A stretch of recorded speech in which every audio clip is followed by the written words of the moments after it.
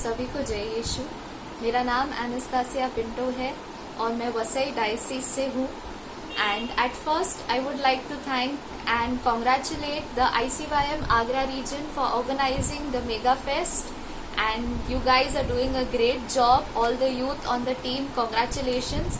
और सारे पार्टिसिपेंट्स को भी मैं वेलकम करना चाहती हूँ for this one more new day, one more new session on a very special and a very important topic. बहुत ही महत्वपूर्ण विषय है आज का हमारा, and that is the Bible, ईश्वर का वचन, पवित्र Bible. Yes, the biblical study and how to realise my vocation, how to realise your vocation while reading the Bible. तो सबसे पहले we need to ask ourselves, हमें खुद से पूछना है कि क्या मैंने बाइबल को मेरे जीवन में इम्पोर्टेंस दिया है कि नहीं। So what is the Bible? The Bible is the word of God. ये हम सबको पता है, हम सब ने बाइबल देखा होगा। हमारे घर पे भी बहुत सारे अलग अलग वर्जन्स के बाइबल होंगे, अलग लैंग्वेजेस के बाइबल होंगे। बट वेरी इम्पॉर्टेंट, क्या हम उसे सही तरीके से पढ़ते हैं? क्या हम उसे पढ़ते हैं कि भी नहीं? और do we give it the reverence that needs to be given while reading the Bible? या फिर हम सिर्फ ऐसे ही निकाल के सिर्फ पढ़ने के लिए पढ़ लेते हैं?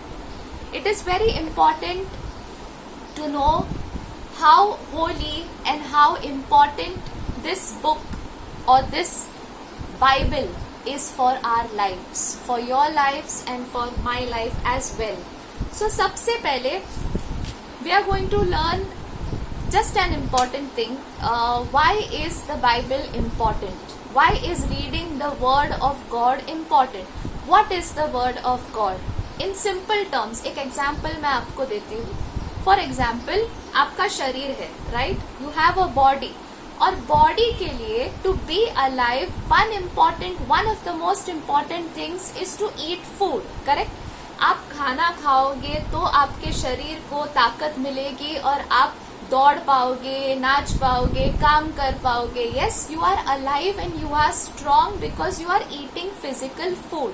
But now I am not going to give you any diet chart, it is just an example. जैसे खाना आपके शरीर के लिए महत्वपूर्ण है, वैसे ही प्रभु का वचन या ईश्वर का वचन या पवित्र Bible, we call it, yes, the holy Bible, the word of God is important, is spiritual food for mind and your soul. हम सिर्फ शायद शरीर को इम्पोर्टेंस देते हैं कभी कभी, but what about my soul? हमारे आत्मा के बारे में क्या? What about your soul? तुम्हारे आत्मा के बारे में क्या? The health of your soul depends on the food that you intake, that is the word of God. The spiritual food is the holy Bible, is the word of God. So the more you read the Bible, the more you read it with love, the more you read it with reverence, it gives strength. वो आपके आत्मा को आंतरिक तरीके से ताकत देती है। And not only for your soul but also for your body. The word of God brings healing also to your body, gives strength to you, your soul, your body, your mind, your heart. Amen.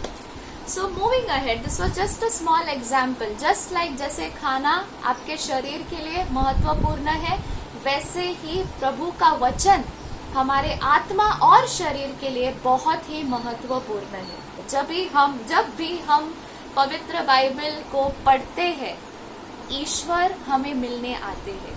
He comes to meet you, he comes to meet me. It is a divine revelation. एक दिव्य समय जहाँ पर ईश्वर आकर हमसे मिलते हैं, हमारे साथ उपस्थित रहते हैं। He speaks to us through the word of God. And very important point, Scott Hahn जो है बहुत ही जाने माने बिब्लिकल स्कॉलर है, कैथलिक बिब्लिकल स्कॉलर है, और उन्होंने अपने बुक में, जो बुक किताब का नाम है अंडरस्टैंडिंग द स्क्रिप्चर्स, बहुत अच्छी तरीके से लिखा है कि अगर किसी को पवित्र बाइबल के बारे में जानना है तो उसे कलीसिया के दृष्टिकोण से बाइबल को पढ़ना चाहिए। टू अप्रोच द बाइबल और scripture with the mind of the church. It is very important कि जब भी हम पवित्र बाइबल को पढ़े we should always read it or we should always revere it from the mind. कलीसिया के दृष्टिकोण से हमें ईश्वर के वचन को, बाइबल को, स्क्रिप्चर को पढ़ना है. यस और हम बाइबल को पवित्र क्यों कहते हैं? Why do we call the Bible holy? Why do we call it sacred?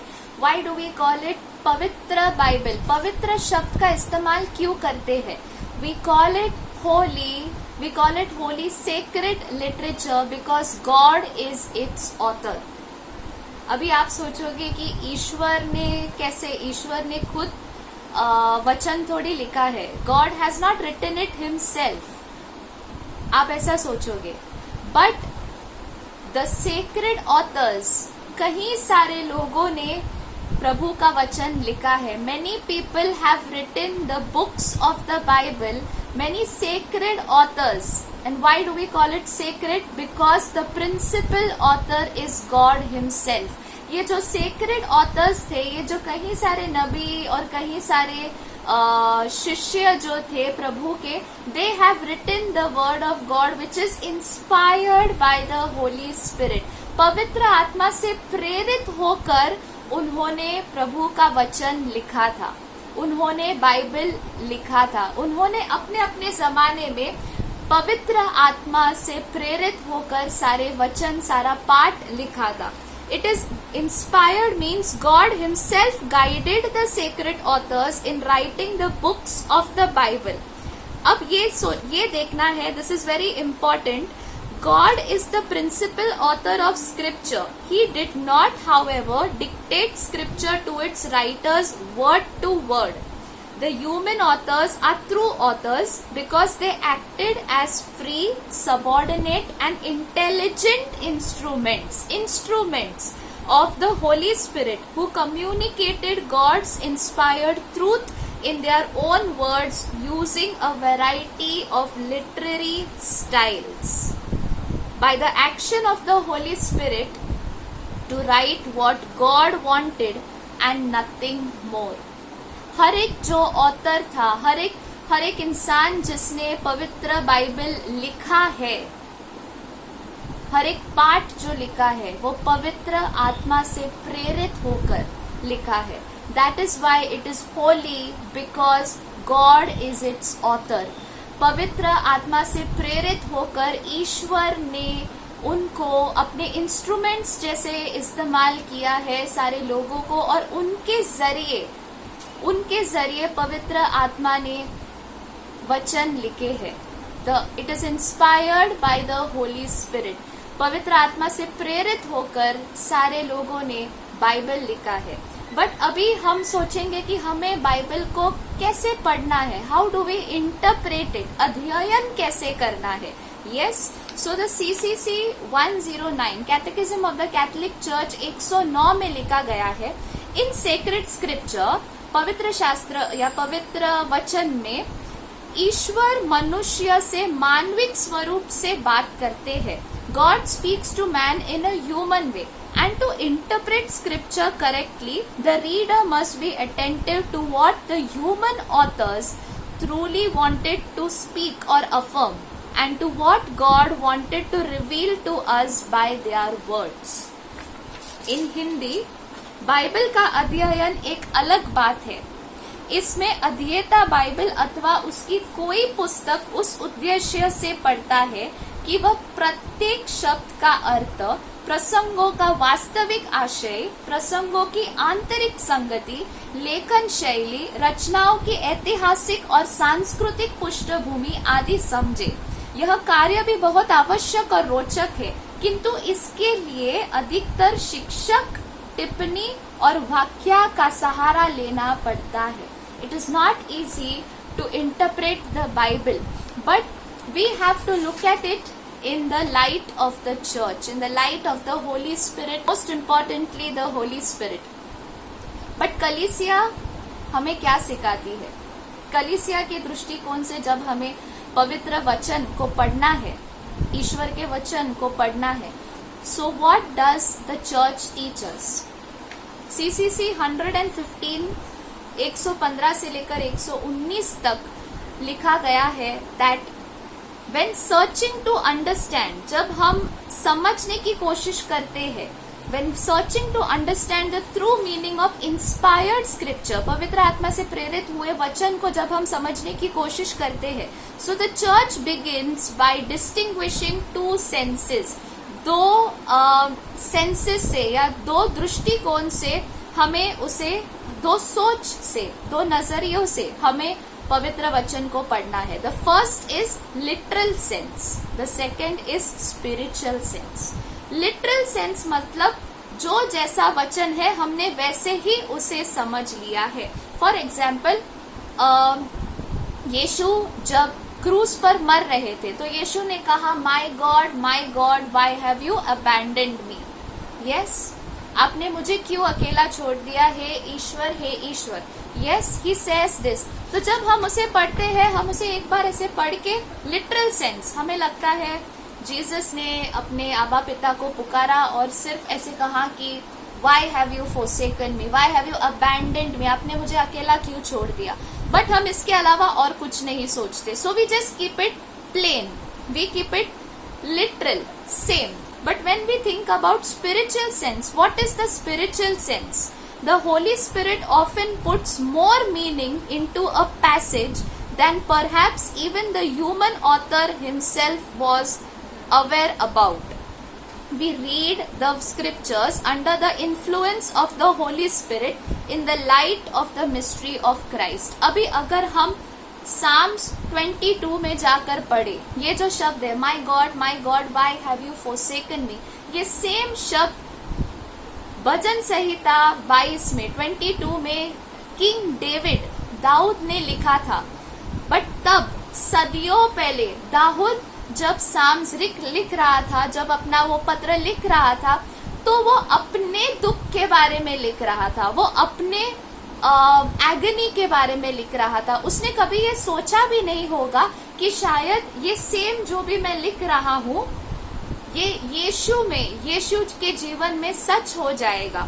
So it was written, it David who probably was describing his own feelings when he was in deep trouble, उसने ये लिखा, dogs are round about me, a company of evil doers encircle me, they have pierced my hands and feet, I can count all my bones, they stare and gloat over me, they divide my garments among them, and for a raiment they cast lots. जब हम इसे ऐसे ही पढ़ते हैं Psalms 22 को, we will describe it as the author's experience. हम सोचेंगे कि ये दाऊद के जीवन में दाऊद एक्सप्लेन कर रहा है कि उसको कैसे लग रहा है, how he is feeling, how sorrowful he is. But when we look at the New Testament, the same things have happened in the life of Jesus and when Jesus was on the cross dying. Now this is the spiritual sense. David could not have known he was describing his descendant, Jesus Christ. But it was the Holy Spirit who did it. The Holy Spirit was present even in the Old Testament. पुराने विधान में भी पवित्र आत्मा थे जिन्होंने सारे लेखकों को प्रेरित किया. And without the Old Testament, you cannot understand Jesus. हम में से कई लोग यहाँ पर रहेंगे कि यार पुराना विधान जो है वो बहुत बोरिंग है, बहुत हिस्ट्री है, बहुत नंबर्स है, यार पढ़ने नहीं होता है, ध्यान देने नहीं होता है. नया विधान तो चलो हम पढ़ भी लेंगे, but it is very important. If you want to know Jesus fully, you want to know Jesus, you want to know about God, you must read the Old Testament. Old Testament is as important as the New Testament. पुराना विधान जो है वो भी महत्वपूर्ण है, and without that you will not be able to understand Jesus fully. UCAT says that without the Old Testament we cannot understand Jesus. Sant Augustine जो है वह कहते हैं कि the New Testament and Old Testament cannot be fully understood apart from one another. नया विधान और पुराना विधान जो है वो एक दूसरे के अलावा बिल्कुल खाली है. हम दोनों को नहीं समझ पाएंगे अगर हम दोनों नहीं पढ़ते तो. It cannot be understood without reading both. The New Testament lies hidden in the Old and the Old Testament is unveiled in the New. जो नया विधान है, the New Testament, जो नया विधान है, वो पुराने विधान में छुपा हुआ है. जैसे कि हमने ये वचन देखा, दाऊद ने सदियों पहले वो वचन लिखा था और वो सेम शब्द यीशु के जीवन में सच हुआ. Yes, it was fulfilled. It happened in the life of Jesus exactly word to word. And the Old Testament is unveiled in the New. नया विधान जो है वो पुराना विधान जो है वो नए विधान में अनावरण होता है. It is unveiled. Both are important. New Testament completes and fulfills the promises and covenants of the Old Testament. नया विधान जो है वो सारे वादे, सारे नियमों को पूर्ण करता है. Yes, सारे पुराने विधान के नियमों को और वादों को पूर्ण करता है. That is why both the Old Testament and the New Testament are equally important for you and me to understand Jesus. And we have to read it in the light and learn it in the light of the Holy Spirit. UCAT में लिखा गया है, the right way to read scripture, पवित्र शास्त्र या पवित्र Bible को पढ़ने का सही तरीका यही है कि हम पवित्र आत्मा के उजाले में हम उसे पढ़े. Because he is the one who inspired people to write it, and he is the one who will help you and me to read it properly and interpret it properly. It is God's word and contains God's essential communications. ईश्वर जो आपसे और मुझसे कहना चाहते हैं, महत्वपूर्ण शब्द जो कहना चाहते हैं, वह परमेश्वर के बाइबल में, प्रभु यीशु के वचन में, परमेश्वर के वचन में छिपा हुआ है और वह हमसे मिलना चाहते हैं. He meets us when we read the word of God. Now we will see few terms. हमने हमारे पोस्टर पे देखा होगा that 3 terms: exegesis, eisegesis and hermeneutics. It is the same thing. जैसे literal और spiritual कहा मैंने, but a little different. Exegesis का मतलब है reading it in the light of the Holy Spirit. हम conclusions पे नहीं आएंगे कि हम खुद का मतलब नहीं निकालेंगे उस वाक्य से. We have to really study the word. Exegesis is studying, looking at the background, looking at how the authors went through, what was their lifestyle, how did they write, उनका writing method क्या था, उनका नजरिया क्या था, उनका खुद का जीवन कैसा था, वो सब मायने रखते हुए learning all of that, then we will interpret the word of God, keeping in mind everything. Yes, but what is the meaning of eisegesis? eisegesis का बेसिक समरी ये है कि हम biased या पक्षपात, I would say, I don't know, biased in Hindi, in a very biased way we interpret the Bible, कि मुझे जो लगता है वही सही है, और we will interpret it in a very biased manner. बहुत ही गलत तरीके से हम उसे पढ़ेंगे. Now for example, दोनों का डिफरेंस. एक एग्जाम्पल, बहुत ही बेसिक एग्जाम्पल ले लेंगे. फॉर एग्जाम्पल, आपका 500 रुपीज, 500 का नोट आपके पर्स से गायब है. ओके, आपके पर्स से गायब है, तो आप क्या सोचोगे? सबसे पहले एक्सेजेसिस. फॉर एग्जाम्पल, आप सोचोगे 500 का नोट कहाँ गया.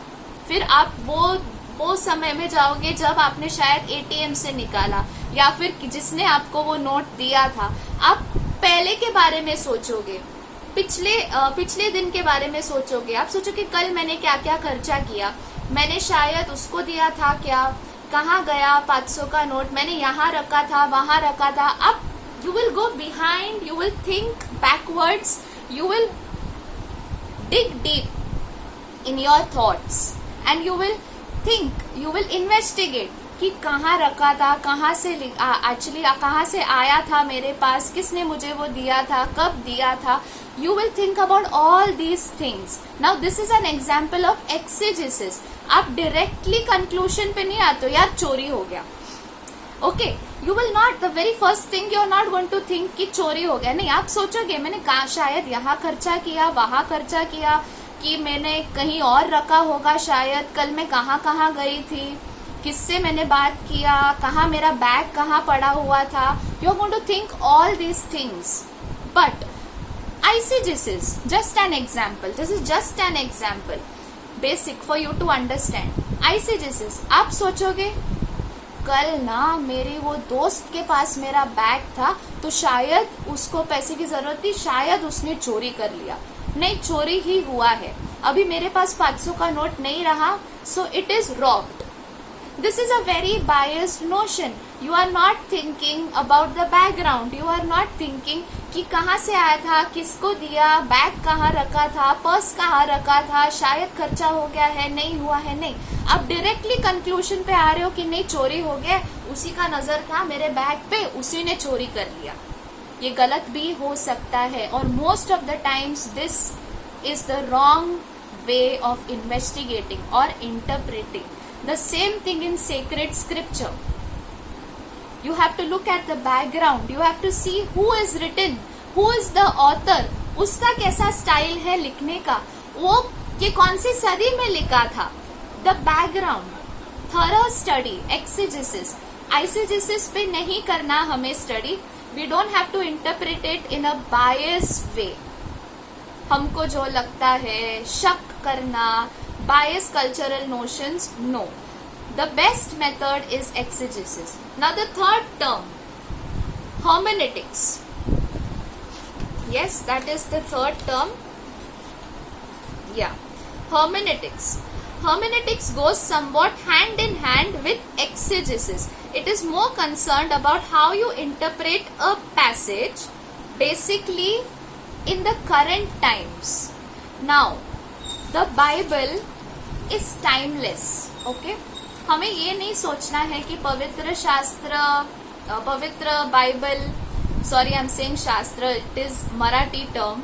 या सो पवित्र बाइबल, हमें ये नहीं सोचना है कि पवित्र बाइबल सदियों पुराने लेखकों ने लिखा है, 2000 साल पहले लिखा है, कितने साल हो गए यार, ये बहुत पुराना बुक है, पुराना लिटरेचर है, हम अभी पढ़ के हमारे क्या ही काम आ जाएगा. No, the word of God, the truths of the Bible are timeless and are relevant to all humanity in every age.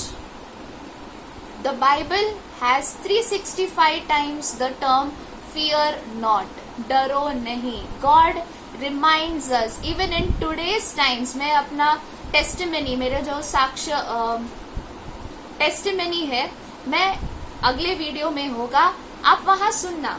And there are so many people who will testify that the Bible is still very useful and important, has come in use for each and every person even in today's age, for the difficulties and problems of today's people, today's times. And it is very important. You know why? Because the Christian faith is not a religion of the book. CCC, धर्म विधि का संविधान 108 में लिखा गया है, catechism of the Catholic church, that the Christian faith, जो क्रिस्ती धर्म है, क्रिस्ती विश्वास है, वो केवल एक किताबी विश्वास नहीं है. It is not a religion, या किताबी धर्म नहीं है. It is not a religion of a book but a religion of the word of God. यह ईश्वर के वचन का धर्म है, which is ultimately a person, जो एक मनुष्य है, और वो है यीशु क्रिस्त. In the beginning was the word was with God, the word was God. John 1, ये मेरा सबसे फेवरेट वर्स है. सेंट जॉन का जो गॉस्पेल है, the gospel of saint John chapter 1.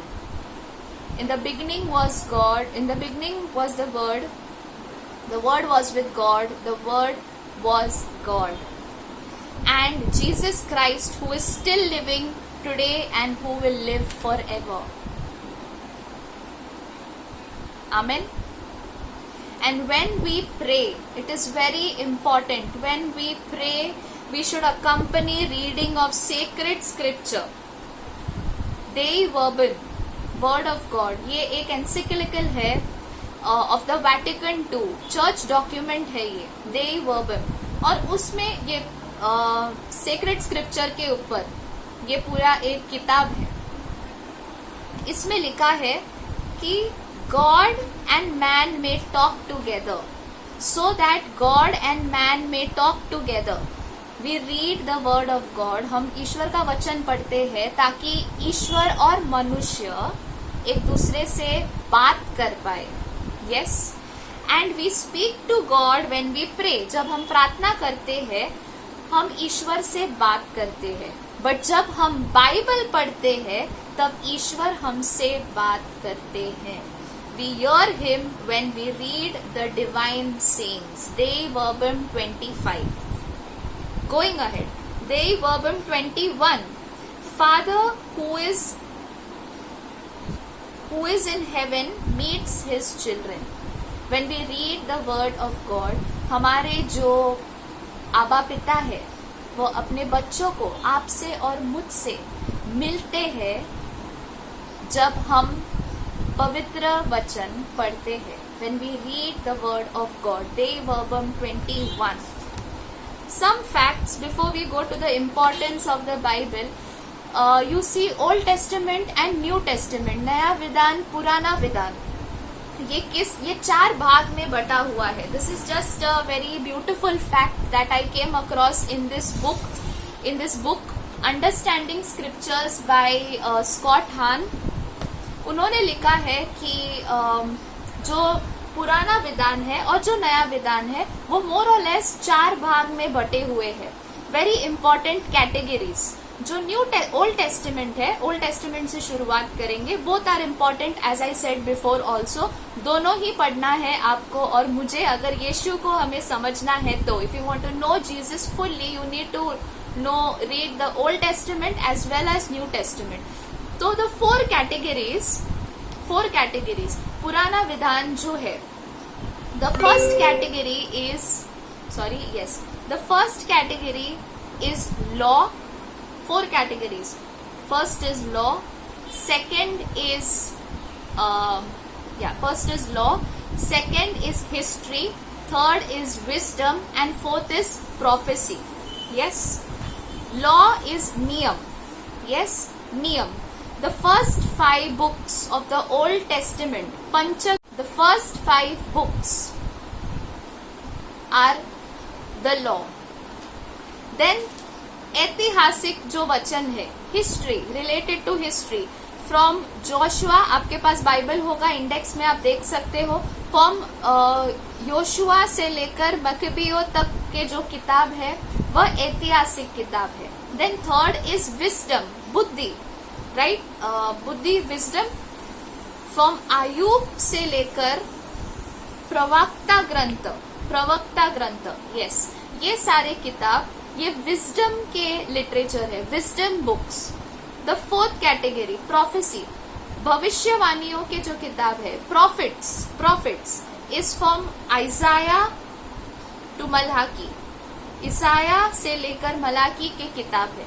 So the 4 categories in the old Testament is law, जो नियम की किताब, ऐतिहासिक किताब, सेकेंड हिस्ट्री, थर्ड इज बुद्धि, that is wisdom books, fourth is prophecy, भविष्यवाणियों के किताब. Yes, prophets basically. Now let us go to New Testament. The same categories exist, same, law, history, wisdom, prophecy, correct. तो नियम के जो किताब है वो है हमारे गॉस्पेल्स. यस, हमारा सुसमाचार. Yes, we say Saint Matthew, Saint Luke, Saint Mark, Saint John. Yes, Matthew, Mark, Luke, John, correct. Matthew, Mark and Luke को हम सिनॉप्टिक भी कहते हैं, they correct. So Matthew, Mark, Luke, the law category basically, and they are synoptic gospel. Synoptic का मतलब है एक समान as in not fully the same but seeing together. Greek word है synoptic. In Greek the meaning is seeing together. मतलब Matthew, Mark and Luke के mostly सारे scriptures, शायद नंबर्स अलग होंगे, चैप्टर नंबर्स अलग होंगे, but most of the instances, parables are same. बट उन्होंने अपने नजर से जो देखा वो उन्होंने लिखा है. Synoptic means seeing together. उन्होंने शायद एक साथ देखा है बट अपने हिसाब से जो उन्होंने देखा, from their view point they have written. And whereas John is a little different writing. His writing style is a little different. It does not come under synoptic gospels. But there are 4 gospels. 4 सुसमाचार है. That is Saint Matthew, the gospel according to Saint Matthew, according to Saint Mark, according to Saint Luke and Saint John. They come under the category of the law. Then the second is history again. History में acts of the apostles, right? प्रेरितों के कार्य. That comes under this category. The third category is again wisdom.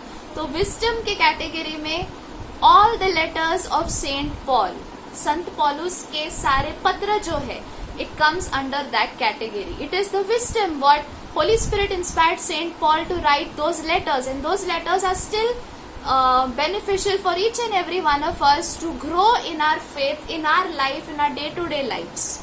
And the fourth part is prophecy. So prophecy में हम देखते हैं Saint John का जो रेवलेशन है, जो उन्होंने प्रकाशित ग्रंथ लिखा है, that comes under the fourth category of prophecy. And at the same time the scriptures are a library.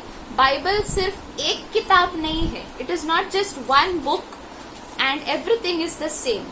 No, it is not like that. Bible की विषय सूची पर सरसरी दृष्टि डालते ही पाठक समझ जाएगा कि यह एक पुस्तक नहीं, वर्णन अनेक रचनाओं का संकलन है. ये पुस्तकें कई लेखकों की रचनाएं हैं जिनकी मूल भाषा कभी इब्रानी है और कभी यूनानी है. इनकी साहित्यिक शैली में भी भिन्नता पाई जाती है. इनमें कई ऐतिहासिक वृत्तांत है, कई काव्य, कई नियमावली, कई उपदेश, कई पत्र और कई जीवन चरित्र. So the scriptures is not just one single book. It is a library of books of different lives, different testimonies which will help you and me in these times as well to strengthen us in our walk with Christ. And it is important that we read it because we read the scriptures because they read us. Pope Francis कहते हैं कि हम, संत पापा Francis कहते हैं कि हम पवित्र वचन को पढ़ते हैं क्योंकि वचन हमें पढ़ता है. It reads us. When we read the word of God renews us. The word of God strengthens us. The word of God empowers us. Heals us. Yes, it transforms me. वो मुझे आंतरिक तरीके से बदल देता है. Yes, the word of God infused with the Holy Spirit, when it is received with an open heart, does not leave anything as they were before.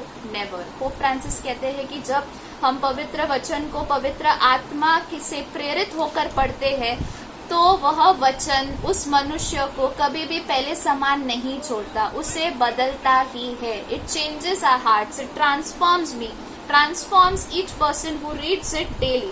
It inspires us.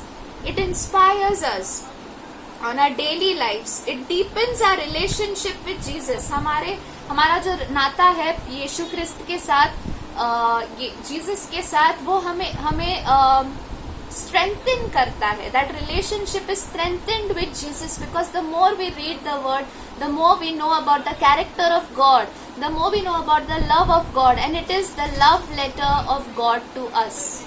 पवित्र Bible ईश्वर का प्रेम पत्र है हमारे लिए. Yes, the word of God's breath into the world. The word of God, it is God's breath into the world. Pope Francis कहते हैं कि पवित्र बाइबल ईश्वर की सांसें है इस दुनिया में. It is the breath of God into the world. It is that important. When you read, you open the Bible, पवित्र आत्मा, ईश्वर हमें हम पर सांस लेते हैं. They breathe over us. Yes, it is a holy breath, Holy Spirit, and it transforms us from inside out. It strengthens us. And the Bible is a proof that God speaks. Bible एक proof है कि ईश्वर हमसे बात करते हैं. He is a God who speaks. He is not a God who is silent. Yes. So the Bible is the window to my own heart. आपने ये लिखा रहेगा, देखा रहेगा वो टेक्स्ट में कि ना बाइबल एज अ विंडो. पवित्र बाइबल एक खिड़की समान है. It is a window to my own heart, to my own inner life.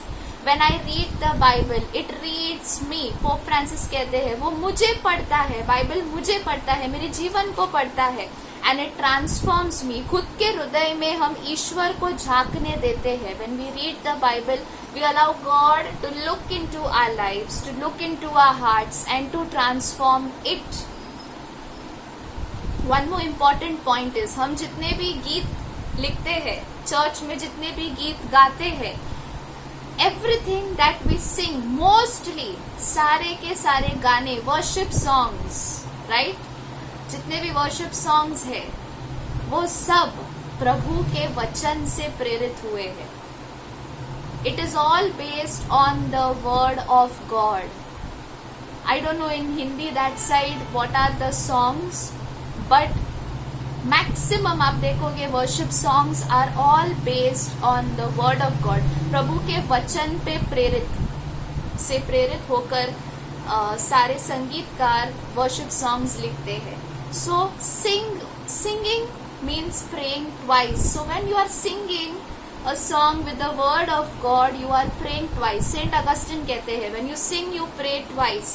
So you are reading the Bible and you are singing, and that song transforms me, transforms you.